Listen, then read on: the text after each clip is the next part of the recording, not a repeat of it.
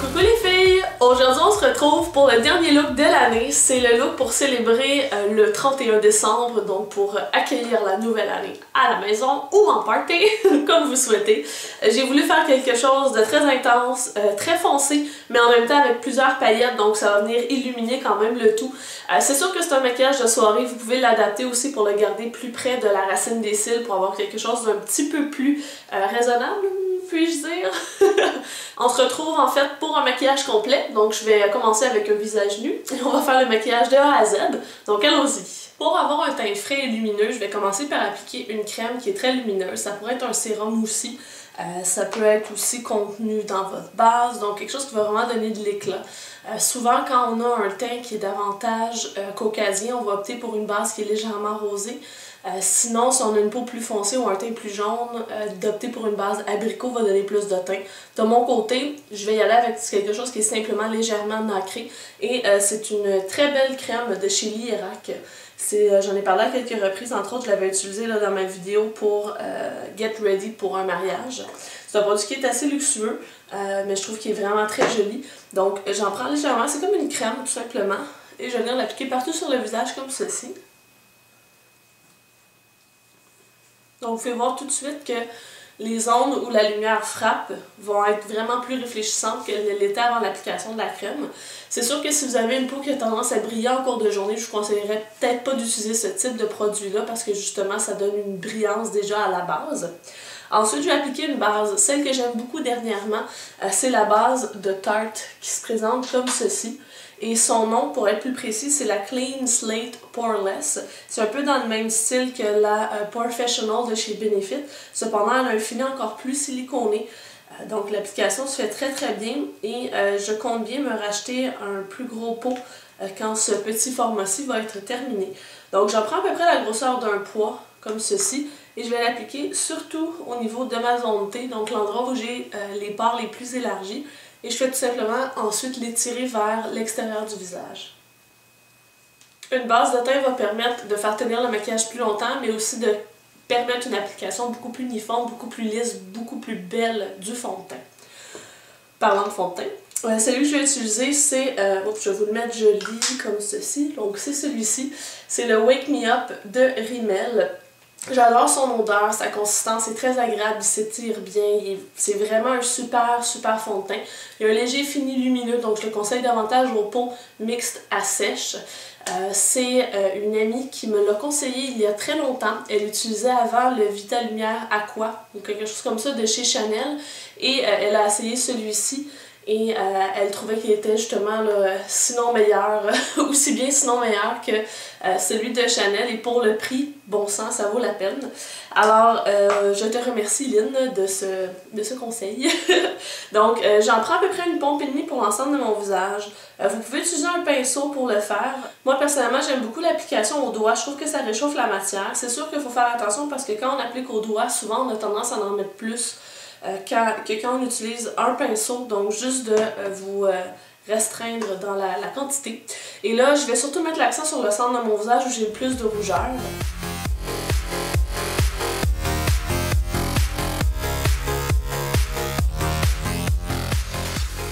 Donc ce fond de teint-là a une couvrance légère à moyenne, donc je vais utiliser du cache-cerne pour camoufler certaines imperfections. Et celui que je vais choisir, c'est le Instant Concealer de chez Clarins. Et j'en prends à peu près la grosseur d'un grain de riz, un peu plus, comme ceci. Et je vais l'appliquer avec mes annulaires, donc les doigts les moins forts pour ne pas abîmer la peau autour de l'œil, donc ne pas appuyer trop fort. Et donc je viens tapoter la matière. Et je fais une espèce de triangle en tapotant, donc un peu comme ceci. Et avec ce qui va me rester, je vais venir unifier ma paupière supérieure, quoique ça peut être fait avec la base pour les longs à paupières qu'on va mettre. Et souvent avec le surplus, je vais venir faire aussi le contour du nez, parce que je suis souvent assez rouge dans cette zone-là, et parfois le menton aussi. Je laisse toujours un petit moment à mes produits teint au niveau crème et liquide de pénétrer et je fais mes sourcils habituellement à ce moment-là et la façon que je fais mes sourcils c'est que j'utilise une poudre.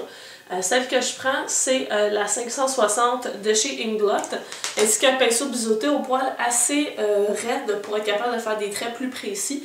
Et celui-ci, c'est le pinceau sourcils et cils de chez Lise Wattier. Et je viens simplement remplir comme ceci les endroits où ils sont plus clairsemés.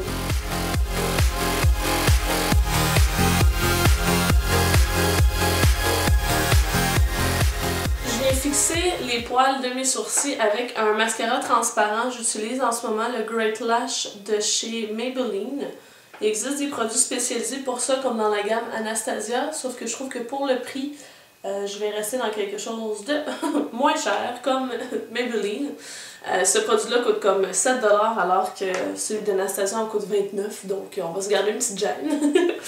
Et pour venir fixer le teint, j'utilise une nouvelle poudre. J'ai acheté ça chez Sephora il y a à peu près 2 semaines et j'en suis folle. C'est une poudre de NARS, c'était mon premier produit NARS et c'est la Light Reflecting Setting Powder. Donc c'est une poudre qui vient fixer le maquillage, mais elle n'est pas matifiante et elle va laisser une certaine luminosité au teint. Et elle ne donnera pas l'effet plâtreux qu'on va retrouver bien souvent dans les poudres fixantes. Et surtout, elle ne donne pas l'impression que les pores sont plus grands ou qu'ils sont obstrués, tout ça. Donc je prends un gros pinceau poudre, celui-ci c'est le 376 de chez Sidonales. Je prends un peu de produit dans mon pot et je prends ensuite le couvercle et je viens disperser un peu la poudre à l'intérieur du pinceau. Et je vais venir en mettre partout sur le visage, mais surtout sur la zone T. Et j'ai vraiment vu une belle différence au niveau de la tenue de mon maquillage, donc j'en suis ultra heureuse. Je partais pas pour acheter ça quand je suis allée chez Sephora, mais je suis bien heureuse de m'être laissée convaincre par la conseillère là-bas. Ensuite, on va venir travailler le contour du visage. C'est optionnel, moi je trouve que ça donne un petit boost de plus au teint. Ça permet justement de mettre en lumière certaines portions du visage en creusant d'autres. Donc j'aime beaucoup. Et le produit que je vais utiliser, c'est une poudre de chez Orlan. C'est une poudre bronzante et elle ne contient pas de paillettes ou quoi que ce soit. Elle est super grande. Et elle n'a pas un ton non plus trop orangé. Donc de trouver une poudre qui va être 2 à 3 tons plus foncés que votre carnation et qui ne contient pas de paillettes, c'est vraiment l'idéal. Il y a plusieurs façons de faire le contour du visage et des vidéos pour ça plus spécifiquement, dont je pourrais mettre le lien dans la vidéo ici, mais simplement pour y aller plus rapidement, moi souvent ce que je fais c'est que je prends un gros kabuki comme ceci, je prends la couleur et je vais venir en appliquer rapidement aux zones où je veux justement faire un peu plus de contour. Donc comme j'ai un grand front, je viens en mettre légèrement sur les contours du front. Je vais légèrement sur les tempes et je vais venir surtout travailler la mâchoire ici. Et je pourrais faire comme l'espèce de technique du 3 pour venir travailler, mais en utilisant le pinceau kabuki qui est plus large, je vais comme faire toute la zone ici en même temps, mais je ne touche pas à la zone de la pommette qui est, elle, plus lumineuse. C'est super important de bien venir faire l'oreille pour pas qu'il y ait des démarcations. Et là, on vient faire le cou pour que la couleur soit égale partout. Et même si vous portez comme moi un haut, pas de manche, non, je ne suis pas nue. J'ai simplement un haut, pas de manche, pas de bretelles ou quoi que ce soit. Donc on vient s'assurer que la couleur est uniforme partout. Comme ceci. Mais comme je mentionnais tantôt, vous auriez pu prendre un pinceau plus en précision comme celui-ci, qui est le F05 de chez Sigma, pour venir vraiment travailler la ligne de l'oreille, à la bouche et tout ça. Une fois que ces étapes-là sont faites, il ne reste plus qu'à faire le blush et l'enlumineur. Je vais personnellement attendre pour les faire parce qu'on va maintenant faire le maquillage des yeux et je désire m'assurer que le blush que je vais choisir va être parfaitement adapté au maquillage des yeux et aussi c'est qu'il est possible que j'ai quelques chutes et donc je dois refaire légèrement l'anti-cerne. Par conséquent, si j'ai déjà mis mon blush, il se peut que je doive de toute façon retravailler le blush. Donc on va attendre un tout petit peu et là on va aller pour le maquillage des yeux. Comme on termine souvent avec la bouche, je vais mettre un baume sur mes lèvres. Celui-ci, c'est le bâton Autre Nutrition, quelque chose comme ça de chez Jean d'Estrée, qui est disponible seulement chez Jean Coutu et que j'aime énormément. Et j'en mets sur mes lèvres pour venir les hydrater. Comme ça, quand on va être rendu au moment de faire le maquillage des lèvres, les lèvres vont être plus hydratées, plus belles, plus douces et plus faciles à travailler par la suite. Ouh! Petit choc! On commence le tutoriel des yeux par l'application d'une base. J'en veux une qui va être tout simplement transparente et celle que je préfère en ce moment pour ce type de base-là, c'est la Clean Slate 360 degrés Creaseless de chez Tarte. Et on l'applique partout sur la paupière mobile, la paupière fixe, le coin interne et le retire inférieur. Moi, c'est déjà fait parce que j'en avais sorti trop, donc je l'ai mis sur les deux yeux. Et par la suite, on va venir appliquer un crayon noir sur la paupière pour venir aller chercher vraiment le plus foncé possible et s'assurer que ce soit très opaque au moment d'appliquer les fards par la suite. Pour ce faire, vous choisissez votre crayon colle ou crayon paupière préféré. Et celui que je trouve qui tient très longtemps, autant dans la muqueuse que sur la paupière, et il est peu dispendieux, c'est le fard Long Lasting de chez Essence, qui se présente comme ceci. Donc la couleur c'est Black Fever. Donc ce que je fais, c'est que je vais venir l'appliquer directement sur la ligne des cils, comme ceci, en m'assurant qu'il y en a bien comme il faut dans la ligne des cils, donc il n'y a pas d'espace entre mon œil et ma paupière.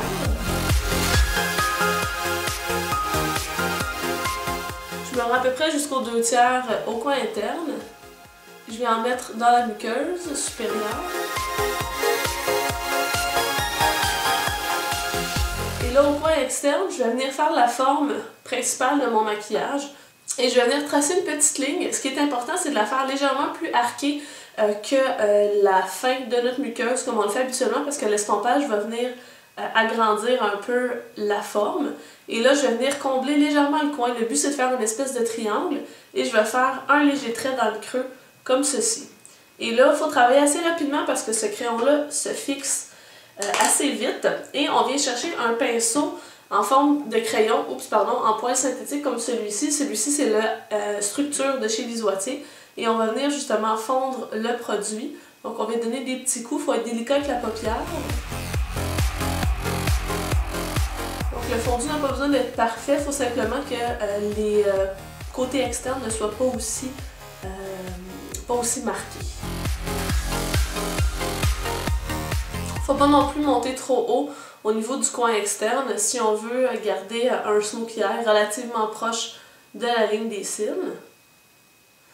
Suite à ceci, comme vous pouvez voir, l'estompage, comme je vous disais, ça n'a pas besoin d'être très précis. On va venir chercher un fard qui va être mat, comme on vient travailler dans le creux. Le fard que j'ai choisi d'utiliser, c'est le fard 378M de chez Inglot. Pour vous l'écrire, pour que vous puissiez trouver une couleur semblable dans votre collection, c'est un fard qui va être couleur taupe, légèrement mauve, gris, avec un petit fond de brun. Donc ça reste une couleur froide, mais qui a quand même un petit quelque chose de chaud. Et je vais chercher un pinceau en forme de dôme. Je prends le 224 de chez MAC. Si vous avez peu d'espace entre la paupière et le sourcil, prenez un pinceau légèrement plus petit comme le 217 de MAC. Et là, je viens faire tout simplement mon creux. Ça va être ma couleur de transition entre mes paillettes et la couleur sous le sourcil. Et là, je fais simplement fondre le tout jusqu'à la consistance, non, jusqu'au fini désiré.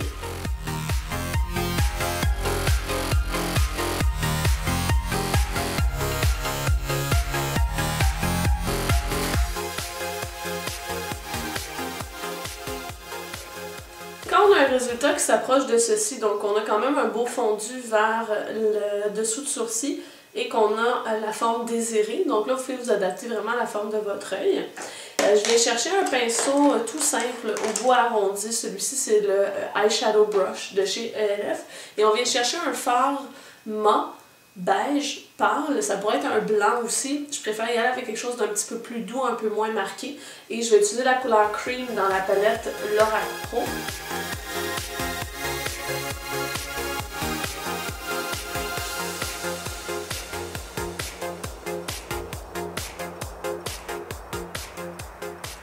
Ensuite de ça, je vais venir chercher un pigment noir qui est légèrement brillant. Celui que je vais prendre, c'est le Jacob's Protection dans les Essence Breaking Dawn, donc dans la gamme Twilight qui avait été sortie il y a quelques temps de cela. Et pour vous le montrer d'un peu plus près, c'est vraiment carrément un pigment noir avec des légères paillettes à l'intérieur. Et je vais venir chercher le petit pinceau estompeur de chez Co, parce qu'il est petit justement et qu'il va aller davantage en précision. Et c'est super important qu'on travaille avec des pigments foncés, de bien tapoter le pinceau pour ne pas avoir trop de chute. Et là, je vais venir appliquer ce produit-là directement sur la ligne des cils, donc aux endroits où j'ai mis mon crayon noir un peu plus tôt.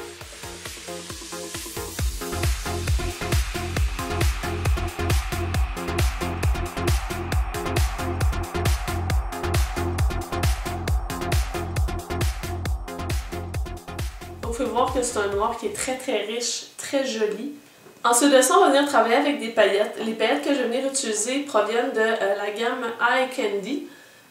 Et c'est la couleur Ballistic Berry. Donc c'est une espèce d'argenté foncé, un peu titane. J'espère que vous allez pouvoir voir. Et on va faire l'application traditionnelle des paillettes. Je vous en ai montré justement un exemple il y a quelques jours de cela. Sur ma chaîne, j'ai fait une vidéo simplement à ce sujet-là.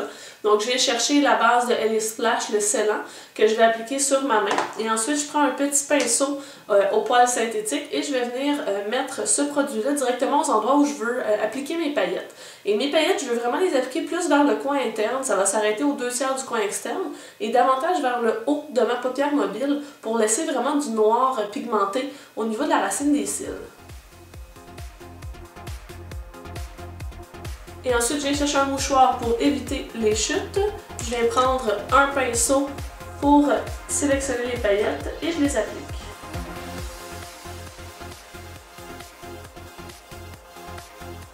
Les paillettes sont appliquées.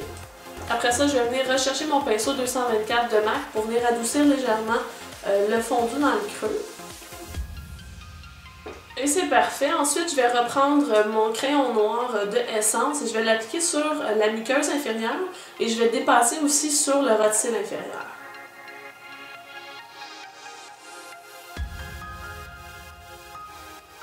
Je vais venir fondre le tout avec le même pinceau que j'avais utilisé au début, donc en forme de crayon en poil synthétique.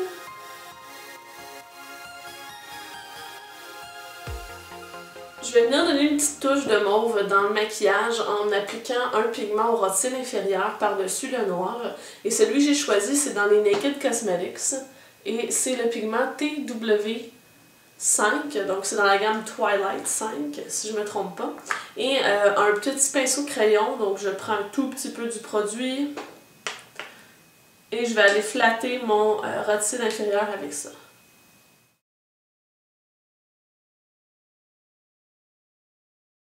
Et là, je vais venir refondre légèrement avec un pinceau au bout pointu estompeur. Celui-ci, c'est le pinceau estompeur de chez Elegant. Malheureusement, cette marque-là n'existe plus. Donc, il faut essayer de trouver autre chose. Donc, on voit tout de suite que le fait d'avoir ajouté le pigment violet, ça fait ressortir la couleur de mes yeux.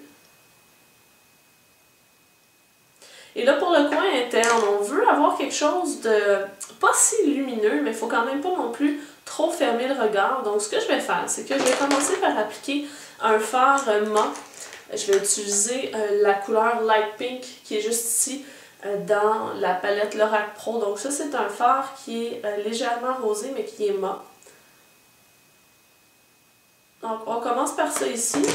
Mais je vais quand même chercher mon pinceau estompeur comme ceci, de Quo. Et je vais venir chercher un tout petit peu du 378M de chez Inglot, que j'avais pris au début. Et je vais venir tracer légèrement le coin interne pour bien terminer le smoky. Comme ceci, comme ça on reste dans les mêmes tons. Et là, il ne reste plus qu'à venir faire une légère ligne de eyeliner. C'est vraiment pour avoir la ligne des cils très foncée au coin externe. Donc, je vais venir chercher un petit pinceau mince biseauté. C'est le 208 de chez MAC. Et je vais prendre un gel liner, donc un eyeliner en gel. Et je prends le Black Track de chez MAC. Et je vais tout simplement tracer au coin externe.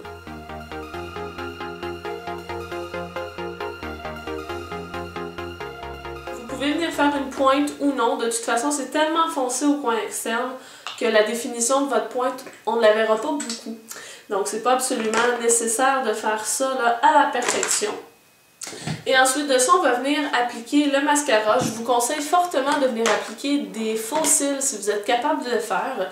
De mon côté, j'ai la chance d'avoir quand même beaucoup de cils et ils sont assez longs, donc c'est pas nécessaire. Sauf que si vous n'avez pas beaucoup de cils, ça peut avoir l'air un petit peu trop intense comme maquillage des yeux, donc c'est pour ça que je vous conseille les faux cils. Après avoir fait un maquillage aussi chargé au niveau des yeux, j'aime bien venir retoucher mon anti-cerne, donc je reprends le même que j'avais pris au début et je vais tout simplement venir en appliquer ici pour venir rattraper les quelques chutes que je pourrais avoir faites et pour redonner aussi de l'éclat au contour de l'œil. Et je n'oublie pas le coin externe. Et là, maintenant que l'anti-cerne est recorrigé, je vais venir appliquer mon blush. Celui que j'ai choisi, c'est le Well Dressed de MAC. Donc, il se présente comme ça ici. Malheureusement, à la caméra, je pense qu'il va apparaître un peu blanc. Donc, le Well Dressed de MAC est un blush au fini satin qui est froid, donc un beau rose bébé. Et j'en applique comme ceci sur mes joues. C'est important de mettre du blush quand on fait un smoky comme ceci parce que sinon on peut avoir l'air un peu, pas cadavérique, là, mais ça donne du teint de venir mettre du blush, ça fait du bien. Et comme on est vraiment là pour la nouvelle année, on veut quelque chose de plus lumineux, tout ça, je vais venir appliquer de l'enlumineur sur le haut de mes pommettes. Et pour ce faire, je vais venir chercher un pinceau à fond de teint en langue de chat, ainsi que mon enlumineur. Je vais prendre le Amber Diamonds de Dior, qui se présente comme ceci. Et je vais prendre toutes les couleurs. Et je vais l'appliquer directement sur le haut de ma pommette. Faut pas non plus en mettre trop parce que sinon on peut avoir l'air d'une boule disco et ce n'est pas le but.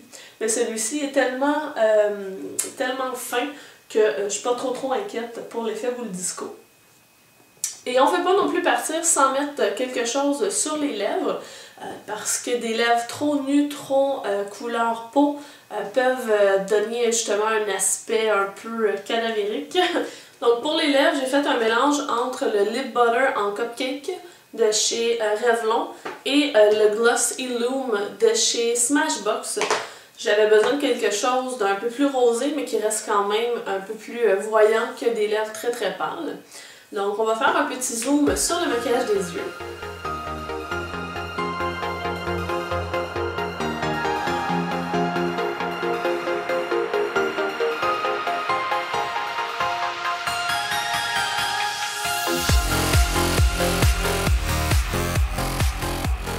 Donc voilà, c'était mon maquillage pour célébrer la nouvelle année, donc pour le soir du 31 décembre. J'espère qu'il vous a plu. N'oubliez pas de toujours adapter avec les produits que vous avez à la maison. Pas besoin de courir en acheter 26 pour faire le tutoriel. C'est pour ça que j'essaie de vous décrire le plus possible les couleurs. Néanmoins, vous avez tous les produits qui sont indiqués dans la barre d'informations sous la vidéo dans YouTube.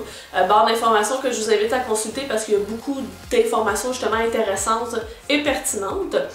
Sur ce, je profite de cette dernière vidéo de 2013 pour vous remercier d'être là. Certaines depuis très longtemps, d'autres plus récemment. 2013 a été une superbe année sur ma chaîne et l'année 2014 ne sera que meilleure. Donc je vous souhaite, pour être un peu quétaine, bonheur et prospérité pour 2014. Donc en espérant vous retrouver dans quelques jours en 2014. Sur ce, je vous souhaite une bonne fin de journée, puis on va se voir dans la prochaine vidéo. Bye les filles!